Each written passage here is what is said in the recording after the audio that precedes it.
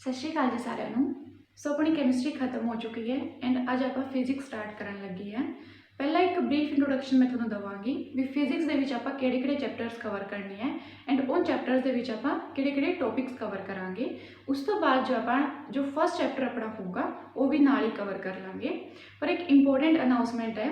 Announcement की है कि अपनी कैमिस्ट्री खत्म हो चुकी है एंड उसके टेस्ट स्टार्ट होने लगे 2 मार्च तो। जो फर्स्ट टेस्ट होगा वो अपने 2 मार्च को होगा, सैकेंड टेस्ट अपना 4 मार्च को होगा एंड थर्ड टेस्ट अपना 6 मार्च को होगा। सो अपनी रिवीजन नाल दी नाल रखियो। सो स्टार्ट करते हैं आप फिजिक्स। फिजिक्स के विच जो आप टोटल चैप्टर्स करनी है वो 14 चैप्टर्स है। एक बार मैं लिख देनी है कि चैप्टर्स आप कवर करांगे। सो जो फर्स्ट चैप्टर अपना होगा उस दे विच आपां कवर करांगे फिजिक्स बारे भी। फिजिक्स हुंदी की है, फिजिक्स दे विच आपां की स्टडी करते हैं एंड इहदा स्कोप की हैगा एंड इहदी इंपोर्टेंस क्यों है। ठीक है, ये सारा आ जाऊगा फर्स्ट चैप्टर दे विच। सो फर्स्ट चैप्टर अपना डील करदा व्हाट इज फिजिक्स। इहदे विच आपां की कुछ करना है। एक तो फिजिक्स दे विच आपां पढ़दे की आ, ठीक है, उस तो बाद फिजिक्स का स्कोप की है एंड इहदी इंपोर्टेंस की है। आप फिजिक्स में पढ़ क्यों रहे हैं। और तो ये वाला जो चैप्टर अपना है एग्जाम दे विच क्वेश्चन नहीं होंदा गा, कोई डेफिनेशन नहीं पूछता गा, बट स्टिल आपको पता होना चाहिए भी अगले जो 14-15 दिन आप फिजिक्स कर रहे हैं जो आप पढ़ांगे वो आप क्यों पढ़ रहे हैं, वो इंपोर्टेंस की है वो बारे आपको पता होना चाहिए। उस तो बाद अपना चैप्टर नंबर 2 आऊगा काइनेमैटिक्स का। इस दे विच आप पढ़ांगे एवरीथिंग अबाउट मोशन या फिर मूवमेंट कह लो। ठीक है, सैकेंड चैप्टर दे विच आप मोशन बारे पढ़ांगे। मोशन तो रिलेटेड जो भी टर्म्स आउंदियां ने जिवें कि स्पीड हो गई, डिस्टेंस हो गया, वेलोसिटी हो गई, एक्सेलरेशन हो गया, ठीक है, उसके बाद मोमेंटम हो गया,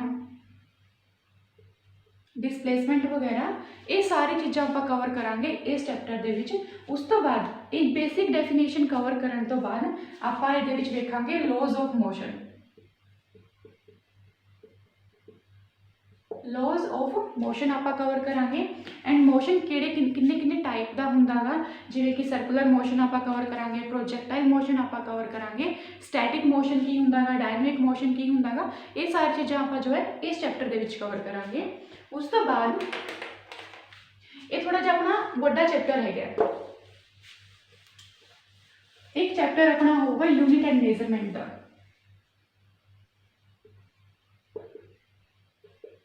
यूनिट्स एंड मेजरमेंट,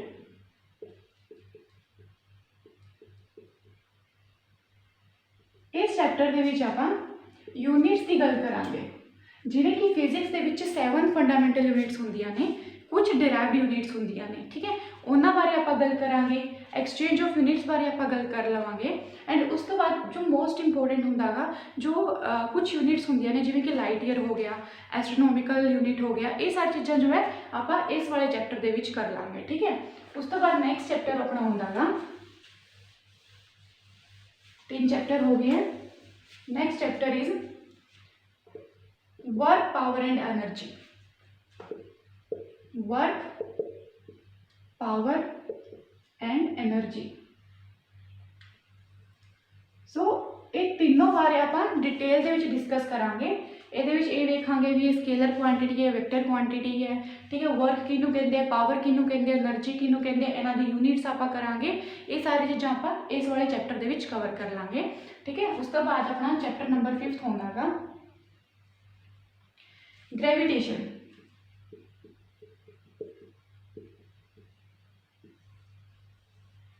ग्रेविटेशन बारे इस चैप्टर दे विच आपां की कुछ कवर करना गा भी ग्रेविटेशन किनू कहते हैं। इस तो बाद लॉज ऑफ ग्रेविटेशन बहुत इंपोर्टेंट है अपने लिए, किन्हां ने दिते सीगे वो भी आपां कवर कर लांगे।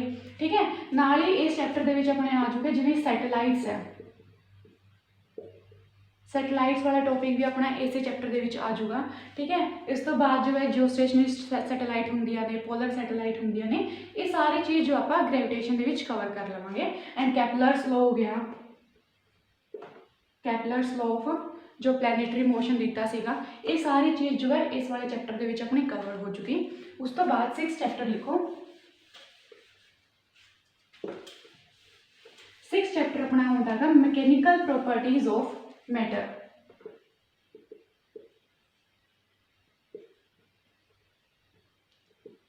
मैकेनिकल प्रॉपर्टीज ऑफ मैटर ਇਹਦੇ ਵਿੱਚ ਆਪਾਂ ਕੀ पढ़ना है, मैटर्स दी मैकेनिकल प्रॉपर्टीज। मैटर 3 फॉर्म ਦੇ ਵਿੱਚ ਹੁੰਦੀ है, आप ऑलरेडी कर चुके हैं। मेन जो 3 फॉर्म ਹੁੰਦੀ है, वैसे 5 फॉर्म ਹੁੰਦੀਆਂ ने, ठीक है। सॉलिड, सो सॉलिड ਦੇ ਵਿੱਚ ਆਪਾਂ जो कवर करांगे कुछ टॉपिक्स होंगे जिवें स्ट्रैस की ਹੁੰਦਾ है, स्ट्रेन की ਹੁੰਦਾ एंड इन्हां ਤੋਂ रिलेटेड कुछ लॉज ਹੁੰਦੇ जिवें कि हुक्स लॉ की ਹੁੰਦਾ गा, ठीक है। वो सारी चीज़ ਆਪਾਂ ਇਸ ਦੇ ਵਿੱਚ कवर कर ਲਾਂਗੇ एंड रिलेटेड लॉज, ठीक है। उस तो बाद लिक्विड, लिक्विड कह लो या फिर फ्लूइड कह लो, इस चैप्टर के अंदर होंदा गा मैकेनिकल प्रॉपर्टीज ऑफ लिक्विड या फिर फ्लूइड। इस दे विच अपना की कुछ आ जाऊगा, जिवें कि प्रेशर, प्रेशर का कंसैप्ट आ जाता गा, ठीक है। उस तो बाद फ्लोटेशन का कंसैप्ट आ जाता है, जो फ्लोटेशन लॉ है। उस तो बाद विस्कोसिटी का कंसैप्ट आ जाऊगा, विस्कोसिटी हो गई, सरफेस टेंशन हो गई, कैपिलैरिटी हो गई, ये सब कुछ आ जाऊगा इस वाले चैप्टर के विच, ठीक है। ये जस्ट मैं एक मोटे तौर पर दस रही हूँ भी आप ये सब चीज़ा स्टडी करनिया ने, ठीक है। उस तो बाद जो नैक्सट चैप्टर अपना आऊगा that is thermal properties of matter. Thermal properties chapter number 7।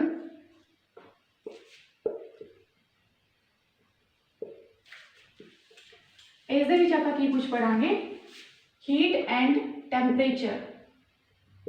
इस दे विच अपना कंसैप्ट होंदा गा हीट एंड टैंपरेचर का, ठीक है। एक्सचेंज ऑफ हीट किवें हुंदी है, लेटेंट हीट की हुंदी है, स्पैसीफिक हीट की हुंदी है, ये सारी चीज़ां आपां कवर करांगे। इस दे विच कंडक्शन की हुंदा, कन्वेक्शन की हुंदा गा, ठीक है, रेडिएशन की हुंदा, ये सारा दा सारा आपां कवर कर लांगे इस चैप्टर दे विच, that is thermal properties of matter दे विच, ठीक है।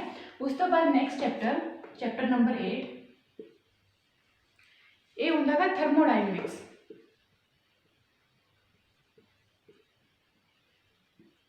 थर्मोडायनेमिक्स इस दे विच आपां की कुछ पढ़ना गा, थर्मोडायनेमिक्स किन्नू कहंदे आ, लॉज ऑफ थर्मोडायनेमिक्स किहड़े-किहड़े है, जिवें कि 0th लॉ किहड़ा हैगा, फर्स्ट लॉ किहड़ा है, सैकेंड लॉ किहड़ा है, ये सारी चीज़ां आपां इस चैप्टर दे विच कवर करांगे। उस तो बाद आपां गल करांगे इंजनस बारे, कार्नट इंजन की हुंदा गा, रेफ्रिजरेटर किवें काम करदा गा, जो अपने फ्रिज हुंदे घरां दे विच वो किवें काम करदे आ, ठीक है। वो सारी चीज़ां आपां इस वाले चैप्टर दे विच कवर कर लांगे। नैक्सट चैप्टर जो अपना आउंदा गा that is chapter number 9,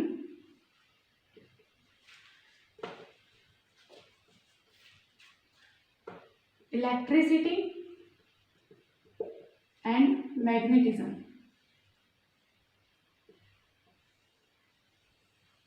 electricity and magnetism ये गल करांगे इलैक्ट्रिक फील्ड की हुंदा गा, ठीक है, एंड मैग्नेटिक फील्ड की हुंदा, इलैक्ट्रिक पोटेंशियल की हुंदा गा, ये सारी चीज़ां आपां इस वाले चैप्टर दे विच कवर कर लांगे। नैक्सट अपना चैप्टर आऊगा वेव्स एंड ओसीलेशन।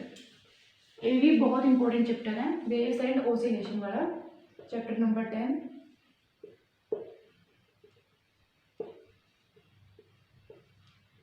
इस चैप्टर के ओसीलेशन के आप वेखांगे कि जो मोशन होंगे जिमें कि सिंपल पीरियडिक मोशन होंगे, सिंपल हारमोनिक मोशन होंगे, उस तो रिलेटेड कुछ टर्म्स होंगे ने, जिमें कि फ्रीक्वेंसी की होंगी है, वेवलेंथ की होंगी है, एंपलीट्यूड की होंगे, ये सारी चीज़ें आप ओसीलेशन के कवर कर लाँगे, ठीक है। उस तो बाद वेव्स के सब तो पहला वेव्स होंदियां की हैं, किन्ने टाइप की वेव्स होंदी है, जिमें कि कोई लॉन्गिट्यूडनल वेव है या फिर ट्रांसवर्स वेव है। उस तो बाद आप 2 इंपॉर्टेंट टाइप ऑफ वेव्स करांगे ये, एक होंदी है इलैक्ट्रोमैगनेटिक वेव्स एंड एक करांगे आप साउंड वेव्स। सो इन्हों आप डिटेल्स के कवर करांगे इस वाले चैप्टर के विच। उस तो बाद चैप्टर नंबर 11, चैप्टर नंबर 11 होंदा गा ऑप्टिक्स से, ऑप्टिक्स कह लो या फिर लाइट कह लो, लाइट वाला चैप्टर अपना होंदा गा। अगेन बहुत इंपॉर्टेंट चैप्टर है। इस चैप्टर के विच आपां की कुछ करांगे, जिवें कि लाइट की प्रॉपर्टी सब तो पहले आप वेखांगे, लाइट किस मतलब लाइट की प्रॉपर्टीज़ की होंदियां ने, एंड उस तो बाद आप वेखांगे कुछ टर्म्स होंदियां ने, ठीक है, जिवें कि रिफ्लैक्शन हो गया, reflection, refraction, total internal reflection होंदा गा, ठीक है। PIR ਹੁੰਦਾ, ਰਿਫਲੈਕਸ਼ਨ ਹੁੰਦਾ ਗਾ। ਉਸ ਤੋਂ ਬਾਅਦ ਕੁਝ ਫਿਨੋਮੀਨਾ ਹੁੰਦੇ ਜਿਵੇਂ ਕਿ ਸਕੈਟਰਿੰਗ ਫਿਨੋਮੀਨਾ ਹੁੰਦਾ ਗਾ, ਡਿਸਪਰਸ਼ਨ ਫਿਨੋਮੀਨਾ ਹੁੰਦਾ ਗਾ। ਉਹ ਸਭ ਕੀ ਹੁੰਦਾ ਗਾ ਉਹ ਵੀ ਆਪਾਂ ਇਸ ਚੈਪਟਰ ਦੇ ਵਿੱਚ ਕਰਾਂਗੇ। ਦੈਨ ਆਪਣੇ ਕੋਲ ਜੋ ਮਿਰਰ ਦਾ ਕੰਸੈਪਟ ਹੁੰਦਾ ਗਾ, ਕਨਕੇਵ ਮਿਰਰ ਦਾ ਕੀ ਕੰਮ ਹੁੰਦਾ, ਕਨਵੈਕਸ ਮਿਰਰ ਦਾ ਕੀ ਕੰਮ ਹੁੰਦਾ ਗਾ। ਉਵੇਂ ਹੀ ਲੈਂਸ ਦਾ ਆਪਣਾ ਕੰਸੈਪਟ ਹੁੰਦਾ ਗਾ, ਠੀਕ ਹੈ। ਕਨਕੇਵ ਲੈਂਸ ਕਿਵੇਂ ਦੀ ਇਮੇਜ ਬਣਾਉਂਦਾ ਗਾ, ਕਨਵੈਕਸ ਲੈਂਸ ਕਿਵੇਂ ਦੀ ਇਮੇਜ ਬਣਾਉਂਦਾ ਗਾ, ਠੀਕ ਹੈ। ਉਹ ਸਾਰੀ ਚੀਜ਼ਾਂ ਆਪਾਂ ਲਾਈਟ ਵਾਲੇ ਚੈਪਟਰ ਦੇ ਵਿੱਚ ਕਵਰ ਕਰ ਲਾਂਗੇ। ਐਂਡ ਇੱਕ ਛੋਟਾ ਜਿਹਾ ਹੋਰ ਕੰਸੈਪਟ ਹੁੰਦਾ ਗਾ ਕਲਰਸ ਦਾ ਕੰਸੈਪਟ, ਜਿਵੇਂ ਕਿ ਪ੍ਰਾਇਮਰੀ ਕਲਰਸ ਕਿਹੜੇ ਹੁੰਦੇ ਆ, ਕੰਪਲੀਮੈਂਟਰੀ ਕਲਰਸ ਕਿਹੜੇ ਹੁੰਦੇ ਆ, ਉਹ ਸਾਰੀ ਚੀਜ਼ਾਂ ਆਪਾਂ ਇਸ ਵਾਲੇ ਚੈਪਟਰ ਦੇ ਵਿੱਚ ਕਵਰ ਕਰਾਂਗੇ। ਥੋੜਾ ਵੱਡਾ ਚੈਪਟਰ ਹੋਊਗਾ ਬਟ ਬਹੁਤ ਇੰਪੋਰਟੈਂਟ ਚੈਪਟਰ ਹੈ ਆਪਣੇ ਲਈ। ਉਸ ਤੋਂ ਬਾਅਦ ਨੈਕਸਟ ਚੈਪਟਰ ਲਿਖੋ ਹਿਊਮਨ ਆਈ। ਹਿਊਮਨ ਆਈ ਇਸ ਤੋਂ ਵੀ ਕੁਐਸਚਨ ਪੁੱਛੀ ਜਾਂਦੀ ਹੈ। ਇਸ ਚੈਪਟਰ ਦੇ ਵਿੱਚ ਜੋ ਆਪਾਂ ਕਵਰ ਕਰਾਂਗੇ, ਸਭ ਤੋਂ ਪਹਿਲਾਂ ਹਿਊਮਨ ਆਈ ਦੇ ਵਿੱਚ ਜੋ ਆਪਣੇ ਜਿਵੇਂ ਕਿ ਆਈਰਿਸ ਹੈਗੀ ਹੈ, ਰੈਟੀਨਾ ਹੈਗੀ ਆ, ਇਹ ਸਾਰਿਆਂ ਦੇ ਫੰਕਸ਼ਨ ਕੀ ਹੁੰਦੇ ਆ, ਇਹ ਸਾਰੀ ਚੀਜ਼ਾਂ ਆਪਾਂ ਕਵਰ ਕਰਾਂਗੇ। ਉਸ ਤੋਂ ਬਾਅਦ ਜੋ ਡਿਫੈਕਟਸ ਹੁੰਦੇ ਆ ਜਿਵੇਂ ਕਿ ਹਾਈਪਰਮੈਟਰੋਪੀਆ ਹੁੰਦਾ ਗਾ, ਮਾਇਓਪੀਆ ਹੁੰਦਾ ਗਾ, ਐਂਡ ਉਹਨਾਂ ਨੂੰ ਕਰੈਕਟ ਕਿਵੇਂ ਕਰ ਸਕਦੇ ਆਪਾਂ, ਕਿਹੜਾ ਲੈਂਸ ਲਾ ਕੇ ਕਿਹੜਾ ਮਿਰਰ ਲਾ ਕੇ ਆਪਾਂ ਕਰੈਕਟ ਕਰ ਸਕਦੇ ਆ, ਇਹ ਸਾਰੀ ਚੀਜ਼ਾਂ ਆਪਾਂ ਕਵਰ ਕਰਾਂਗੇ ਹਿਊਮਨ ਆਈ ਦੇ ਵਿੱਚ, ਠੀਕ ਹੈ। ਨੈਕਸਟ ਚੈਪਟਰ ਆਪਣਾ ਆਊਗਾ atomic and nuclear physics. Chapter number 13 atomic and nuclear physics. इस चैप्टर ਦੇ ਵਿੱਚ ਆਪਾਂ ਕੀ ਪੜਾਂਗੇ, ਸਭ ਤੋਂ ਪਹਿਲਾਂ ਐਟੋਮਿਕ ਫਿਜ਼ਿक्स ਜੋ ਕਿ ਐਟਮ ਲੈਵਲ ਤੇ ਡੀਲ ਕਰਦੀ ਹੈ। ਐਟਮ ਕੀ ਹੁੰਦਾ ਗਾ, ਉਹਦੇ ਵਿੱਚ ਜੋ ਪਾਰਟੀਕਲਸ ਹੁੰਦੇ ਆ, ਇਲੈਕਟ੍ਰੋਨ, ਪ੍ਰੋਟੋਨ, ਇਹ ਸਾਰਾ ਆਪਾਂ ਕਵਰ ਕਰ ਲਾਂਗੇ। ਵੈਸੇ ਮੈਂ ਆਲਰੇਡੀ ਕਰਾ ਚੁੱਕੀ ਹਾਂ ਕੈਮਿਸਟਰੀ ਦੇ ਵਿੱਚ, ਇੱਕ ਵਾਰ ਮੈਂ ਰੀਕੈਪ ਕਰਵਾ ਦਾਂਗੀ, ਠੀਕ ਹੈ। ਉਸ ਤੋਂ ਬਾਅਦ ਨਿਊਕਲੀਅਰ ਫਿਜ਼ਿक्स। ਨਿਊਕਲੀਅਰ ਫਿਜ਼ਿक्स ਦੇ ਵਿੱਚ ਆਪਾਂ ਪੜਾਂਗੇ ਕਿ ਰੇਡੀਓ ਐਕਟੀਵਿਟੀ ਕੀ ਹੁੰਦੀ ਹੈ, ਠੀਕ ਹੈ। ਐਂਡ ਨਿਊਕਲੀਅਰ ਰਿਐਕਟਰ ਕਿਵੇਂ ਕੰਮ ਕਰਦਾ ਗਾ, ਨਿਊਕਲੀਅਰ ਫਿਜ਼ਨ ਕੀ ਹੁੰਦਾ ਗਾ, ਨਿਊਕਲੀਅਰ ਫਿਊਜ਼ਨ ਕੀ ਹੁੰਦਾ ਗਾ, ਠੀਕ ਹੈ। ਇਹ ਸਾਰੀ ਗੱਲਾਂ ਆਪਾਂ ਕਰ ਲਾਂਗੇ ਇਸ ਵਾਲੇ ਚੈਪਟਰ ਦੇ ਵਿੱਚ। ਉਸ ਤੋਂ ਬਾਅਦ ਜੋ ਆਪਣਾ ਲਾਸਟ ਚੈਪਟਰ ਹੁੰਦਾ ਗਾ, ਲਾਸਟ ਚੈਪਟਰ ਆਊਗਾ that is electronics. Chapter number 14 electronics. इस दे विच आपां जो मेनली कवर करना है आपां वेख लांगे जिवें ट्रांसफार्मर किवें काम करदा है, ठीक है। एंड सैमीकंडक्टर्स दा कंसैप्ट आपां वेख लांगे, जिवें कि पी टाइप सैमीकंडक्टर हुंदा, एन टाइप सैमीकंडक्टर हुंदा, डोपिंग की हुंदी है, ये सारी चीज़ां आपां कवर कर लांगे इलैक्ट्रॉनिक्स दे विच, ठीक है। सो ये अपने 14 चैप्टर्स होंगे हैं फिजिक्स के विच, ये आपां इस सीक्वेंस दे विच कवर कर लांगे, ठीक है। या फिर ये हो सकता है एक दो चैप्टर जो आगे पीछे हो सकते हैं। सो हुण वेखदे हैं कितना टाइम लगूगा। कुछ चैप्टर इन्हां विचों हैगे वो थोड़े जे वड्डे हैगे, जिवें कि मोशन वाला हो गया, लाइट वाला चैप्टर हो गया, वेव्स वाला चैप्टर हो गया। कुछ चैप्टर जो है वो वड्डे हैगे, सो उन्हां ते जो है 2 लैक्चर भी अपने लग सकते हैं। बाकी मैं ट्राई करांगी कि जो बाकी छोटे छोटे जे लैक्चर सॉरी जो छोटे छोटे जे चैप्टर हैगे आ उन्होंने मैं एक लैक्चर दे विच ही कवर करवा दा। सो मैक्सिमम मैं ला के चल रही हाँ 16 to 17 लैक्चर्स जो है अपने लग सकते हैं फिजिक्स दे विच, ठीक है। बट आप जो है बहुत वधिया तरीके नाल फिजिक्स कवर करांगे। नाल ही जो क्वेश्चन बनते हैं जो कि प्रीवियस ईयर दे विच आए हुए हैं, कुछ क्वेश्चन बनते हैं वो भी मैं नाल दी नाल करवाती रहांगी जिवें मैं कैमिस्ट्री दे विच कराए है, ठीक है। सो हुण आपां स्टार्ट करते हैं जो अपना फर्स्ट चैप्टर है फिजिक्स बारे। फिजिक्स की चीज़ है, आप क्यों पढ़ रहे हैं फिजिक्स नूं, अपने लिए की इंपोर्टेंस है, स्कोप की है फिजिक्स का, ठीक है। अगेन मैं ये कह रही हूँ भी क्वेश्चन में ये नहीं कह रही भी इस पोर्शन तो क्वेश्चन आता है, बिकॉज डेफिनेशन बेस्ड क्वेश्चन नहीं होंगे, फैक्ट बेस्ड या फिर कंसैप्ट बेस्ड क्वेश्चन होंगे हैं। पर स्टिल आपको पता होना चाहिए भी कोई भी सब्जेक्ट आप पढ़ रहे हैं दैन उसका परपज़ की है, ठीक है। सो आप स्टार्ट करते हैं अपना first chapter that is what is physics.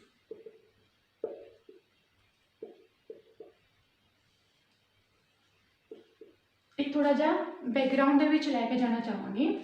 याद करो जो अपना डार्क एजिस चल रही सी, जिन्हें वर्ल्ड हिस्ट्री पढ़ी हुई है, डार्क एजिस जो चल रही सी उस टाइम जो है रिलीजन काफ़ी ज़्यादा हावी सीगा, अंधविश्वास का दौर सीगा वो, ठीक है। साइंस नूं कोई मनता नहीं सीगा। एक परसन भी सीगे जिवें कि टोलमी सीगे, ਇਹ ਪਰਸਨ ਸੀਗੇ, ਇਹਨਾਂ ਨੇ ਇੱਕ ਸਿਧਾਂਤ ਦਿੱਤਾ ਸੀਗਾ। ਸਿਧਾਂਤ ਕੀ ਸੀਗਾ? ਜਿਓਸੈਂਟਰਿਕ ਥਿਊਰੀ। ਜਿਓਸੈਂਟਰਿਕ ਥਿਊਰੀ। ਇਸ ਥਿਊਰੀ ਦੇ ਵਿੱਚ ਕਿਹਾ ਗਿਆ ਸੀਗਾ ਕਿ ਜੋ ਆਪਣਾ ਅਰਥ ਹੈ ਉਹ ਸੈਂਟਰ ਹੈਗਾ ਸੋਲਰ ਸਿਸਟਮ ਦਾ, ਐਂਡ ਬਾਕੀ ਜੋ ਪਲੈਨੇਟਸ ਹੈ ਉਹ ਆਪਣੇ ਅਰਥ ਦੇ ਅਰਾਊਂਡ ਰਿਵੋਲਵ ਕਰ ਰਹੇ, ਚੱਕਰ ਕੱਟ ਰਹੇ ਹੈ। ਠੀਕ ਹੈ, ਇਹ ਕਿਹਾ ਸੀਗਾ ਟੋਲਮੀ ਨੇ ਉਹਨਾਂ ਦੀ ਜਿਓਸੈਂਟਰਿਕ ਥਿਊਰੀ ਦੇ ਵਿੱਚ। ਲੇਕਿਨ ਬਾਅਦ ਦੇ ਵਿੱਚ ਇੱਕ ਪਰਸਨ ਆਏ ਸੀਗੇ, ਨਿਕੋਲਸ ਕੋਪਰਨਿਕਸ। ਉਹਨਾਂ ਨੇ ਜੋ ਥਿਊਰੀ ਦਿੱਤੀ ਸੀਗੀ ਦੈਟ ਵਾਜ਼ ਹੈਲੀਓਸੈਂਟਰਿਕ ਥਿਊਰੀ, ਜਿਹਦੇ ਵਿੱਚ ਕਿਹਾ ਗਿਆ कि जो अपनी अर्थ है वो सेंटर नहीं हैगी सोलर सिस्टम का, जो सन हैगा वो सेंटर हैगा सोलर सिस्टम का, एंड बाकी जो प्लैनेट्स है वो रिवोल्व कर रही है अराउंड द सन। ठीक है, सो जो इन्होंने थ्योरी दी सीगी वो एक काइंड ऑफ अंधविश्वास सीगा उस टाइम पे, एंड जो इन्होंने थ्योरी दी सीगी पूरी रिसर्च करके इन्होंने थ्योरी दी सीगी, एंड जो इन्होंने एक गल दसी सीगी भी अपनी जो अर्थ है वो सेंटर नहीं है, सन एक्चुअल दे विच सेंटर है। दैन काफ़ी ज़्यादा विरोध इन्हों का होया सीगा। बट ये जो है ये जो एज आई सी अपनी रेनेसा की एज, पहला अपनी चल रही सी डार्क एज, उस तो बाद ये वाली जो एज सी रेनेसा वाली एज दे विच जो है साइंस ने जगह ले ली सी रिलीजन की। ठीक है, एक मैं एक बैकग्राउंड दस रही हाँ, साइंस ने जगह ले ली सी रिलीजन की। दैन जो परसन सीगे जो ह्यूमन सीगे उन्होंने एक ज़्यादा ही क्यूरोसिटी होगी अपने नेचर बारे जानने की। ठीक है, वो क्यूरोसिटी जो है बढ़ती रही, जिमें जिमें परसन को जिमें जिमें ह्यूमनस को नॉलेज मिलती रही उवें उवें जो उन्होंने जिज्ञासा सीगी जो क्यूरोसिटी सीगी वो बढ़ती रही सीगी। सो नेचर की स्टडी करने लई जो है उन्होंने दो ब्रांच बनाइया सीगियां। वो दो ब्रांच केड़ियां सीगियां? To study the nature, humans ने दो ब्रांच बनाइया सीगियां। एक सीगी अपनी बायोलॉजिकल साइंसिस एंड एक सीगी अपनी फिजिकल साइंस। हुण याद करो मैं पहला भी दस्या जिथे भी ये वर्ड बायो आ जाए, बायो का मतलब होंदा है लिविंग थिंग्स। लिविंग थिंग्स जो आप पढ़ते हैं लिविंग थिंग्स बारे आप केड़ी साइंस दे विच पढ़ते हैं, केड़ी ब्रांच दे विच पढ़ते हैं, दैट इज बायोलॉजी। ठीक है, उस तो बाद फिजिकल साइंस, ये फरदर दो ब्रांचेस आ जाती हैं साइंस दियाँ। वन इज कैमिस्ट्री, कैमिस्ट्री जो कि डील करती है कैमिकल से नाल। ठीक है, एंड एक होंदी अपनी फिजिक्स। सो नेचर को स्टडी करने लई जो ह्यूमनस ने है दो ब्रांच बनाई सीगियां। एक सीगी बायोलॉजिकल साइंस जो कि डील करती है लिविंग थिंग्स तो। ठीक है, दैट इज बायोलॉजी, एंड एक सीगी फिजिकल साइंस जो डील करती है नॉन लिविंग थिंग्स तो। ये फरदर दो ब्रांचेस आ जांदियां ने, एक होंदी है कैमिस्ट्री जो कि डील करती है कैमिकल्स तो, कैमिस्ट्री दे विच आपां कैमिकल्स की स्टडी करते हैं। ठीक है, एक होंदी है फिजिक्स।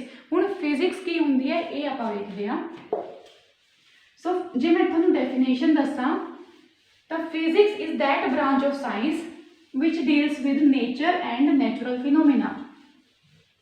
ये सीगा अपना एक बैकग्राउंड।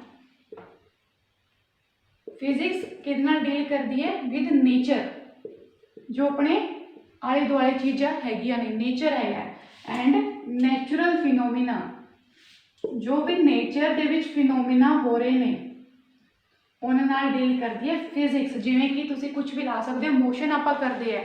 ठीक है, अपने आस पास मोशन हो रहा है, सो ये हो गया जो नेचर दे विच डील करती है। ठीक है, नैचुरल फिनोमिना जो जिवें कि स्कैटरिंग लै लो, स्कैटरिंग ऑफ लाइट होंगी है, डिस्पर्शन ऑफ लाइट, रेनबो बनता है। ठीक है, सो नैचुरल फिनोमिना दे नाल भी डील करती है। उस ब्रांच ऑफ साइंस नूं आपां कह दिंदे हैं फिजिक्स।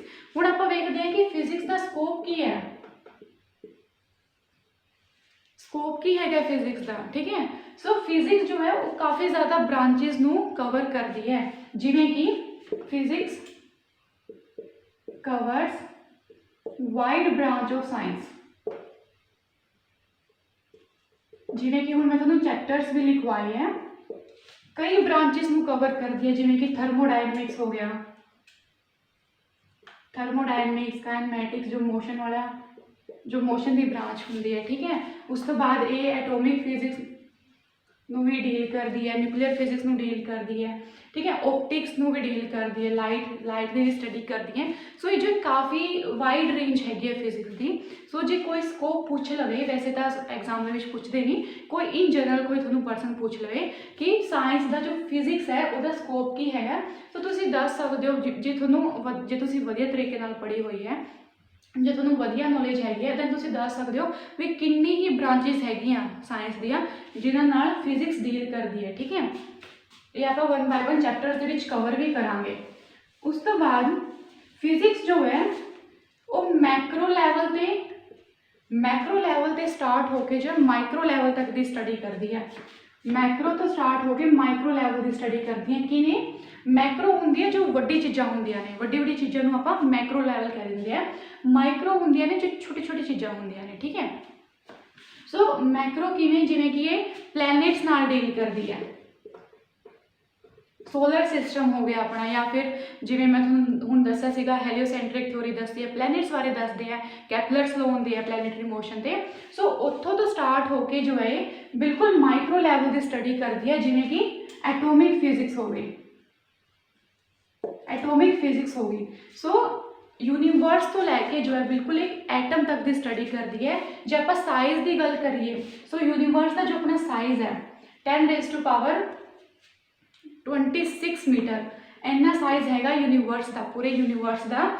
ਐਂਡ ਐਟੋਮਿਕ ਸਾਈਜ਼ ਜੋ ਹੁੰਦਾ ਗਾ, ਇਹਦੇ ਜੋ ਨਿਊਕਲੀਅਸ ਹੁੰਦੀ ਹੈ ਇਹਦਾ ਸਾਈਜ਼ ਹੁੰਦਾ ਗਾ 10⁻15 ਮੀਟਰ।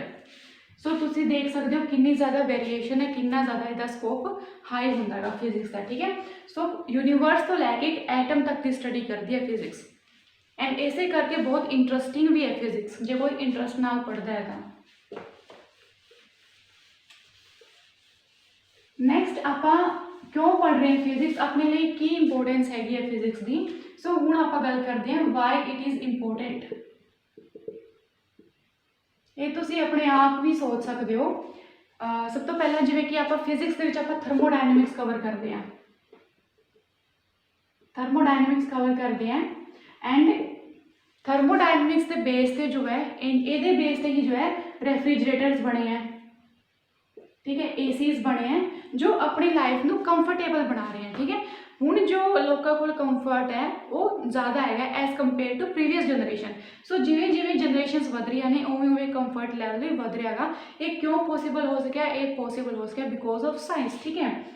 ਸੋ ਫਿਜ਼ਿਕਸ ਦੇ ਵਿੱਚ ਆਪਾਂ ਥਰਮੋਡਾਇਨਮਿਕ ਸਟੱਡੀ ਕਰਦੇ ਹਾਂ, ਠੀਕ ਹੈ। ਇਹਦੇ ਬੇਸ ਤੇ ਜੋ ਹੈ ਰੈਫ੍ਰਿਜਰੇਟਰਸ ਬਣੇ ਹੈ, ਇਹਦੀ ਸਟੱਡੀ ਕਰਕੇ ਏਸੀਜ਼ ਬਣੇ ਹੈ, ਜਿਹਦੇ ਕਰਕੇ ਆਪਣੀ ਲਾਈਫ ਜੋ ਜ਼ਿਆਦਾ ਕੰਫਰਟੇਬਲ ਹੋਈ ਹੈ। ਉਸ ਤੋਂ ਬਾਅਦ ਹੋਰ ਲੈ ਲਓ ਤੁਸੀਂ ਸੈਟੇਲਾਈਟਸ ਦੀ ਆਪਾਂ ਸਟੱਡੀ ਕਰਦੇ ਹਾਂ, ਠੀਕ ਹੈ। ਫਿਜ਼ਿਕਸ ਦੇ ਵਿੱਚ ਆਪਾਂ ਸੈਟੇਲਾਈਟ ਦੀ ਸਟੱਡੀ ਕਰਦੇ ਹਾਂ। ਸੈਟੇਲਾਈਟ ਦੇ ਕਾਫੀ ਜ਼ਿਆਦਾ ਫੰਕਸ਼ਨਸ ਹੁੰਦੇ ਆ, ਜਿਵੇਂ ਕਿ ਕਮਿਊਨੀਕੇਸ਼ਨ ਦੇ ਵਿੱਚ ਹੈਲਪ ਕਰਦੀ ਆ ਸੈਟੇਲਾਈਟ। ਜੋ ਅੱਜ ਆਪਾਂ ਟੀਵੀ ਵੇਖਦੇ ਆ, ਫੋਨਸ ਚਲਾਉਂਦੇ ਆ, ਠੀਕ ਹੈ, ਜੋ ਕੁਝ ਵੀ ਆਪਾਂ ਵੇਖਦੇ ਹਾਂ, ਜਾਂ ਫਿਰ ਹੁਣ ਮੈਂ ਜਿਵੇਂ ਬੋਲ ਰਹੀ ਹਾਂ ਸਿਗਨਲਸ ਹੈਗੇ ਆ, ਉਹ ਕਿਉਂ ਪੋਸੀਬਲ ਹੋ ਸਕੇ? ਬਿਕੋਜ਼ ਸੈਟੇਲਾਈਟ ਜੋ ਹੈ ਉਹਦੇ ਵਿੱਚ ਆਪਣੀ ਹੈਲਪ ਕਰਦੀ ਹੈ। ਐਂਡ ਸੈਟੇਲਾਈਟ ਦੀ ਆਪਾਂ ਸਟੱਡੀ ਕਰਦੇ ਹਾਂ ਫਿਜ਼ਿਕਸ ਦੇ ਵਿੱਚ, ਠੀਕ ਹੈ। ਸੋ ਕਮਿਊਨੀਕੇਸ਼ਨ ਦੇ ਵਿੱਚ ਇਹਦੀ ਹੈਲਪ ਮਿਲਦੀ ਹੈ। ਉਸ ਤੋਂ ਬਾਅਦ ਵੈਦਰ ਫੋਰਕਾਸਟਿੰਗ ਕਰਦੀ ਹੈ, ਜੋ ਸੈਟੇਲਾਈਟਸ ਹੁੰਦੀਆਂ ਨੇ ਉਹ ਵੈਦਰ ਫੋਰਕਾਸਟਿੰਗ ਦੇ ਕੰਮ ਵੀ ਆਉਂਦੀ ਹੈ। ਆਪਾਂ ਵੇਖ ਲੈਂਦੇ हैं ना भी कल किस टाइप का मौसम होगा, बारिश होगी, धुप होगी, की चीज़ होगी, ठीक है। सो ये चीज़ा अपनी लाइफ में ज़्यादा कंफर्टेबल बना रही ने, इस करके जो है ये इंपोर्टेंस रखती है अपनी लाइफ के as well as exam point of view तो भी, ठीक है। सो फर्स्ट चैप्टर के इन्ना ही होंदा गा भी फिजिक्स है की चीज़, ਇਹਦਾ ਸਕੋਪ ਕਿੰਨਾ ਹੈਗਾ ਉਹ ਮੈਂ ਤੁਹਾਨੂੰ ਦੱਸ ਚੁੱਕੀ ਹਾਂ। ਐਂਡ ਇਹ ਇੰਪੋਰਟੈਂਟ ਕਿਉਂ ਹੈ ਆਪਣੇ ਲਈ, ਆਪਾਂ ਨੂੰ ਜਸਟ ਪਤਾ ਹੋਣਾ ਚਾਹੀਦਾ। ਹੋਰ ਵੀ ਕਿੰਨੇ ਹੀ ਐਗਜ਼ਾਮਪਲ ਤੁਸੀਂ ਲੈ ਸਕਦੇ ਹੋ, ਆਪਣੇ ਆਸ-ਪਾਸ ਚੀਜ਼ਾਂ ਨੂੰ ਨੋਟਿਸ ਕਰੋਗੇ ਦੈਨ ਤੁਹਾਨੂੰ ਪਤਾ ਚੱਲ ਜੂਗਾ ਵੀ ਫਿਜ਼ਿਕਸ ਦਾ ਕਿੰਨਾ ਯੂਜ਼ ਹੈਗਾ ਆਪਣੀ ਲਾਈਫ ਦੇ ਵਿੱਚ।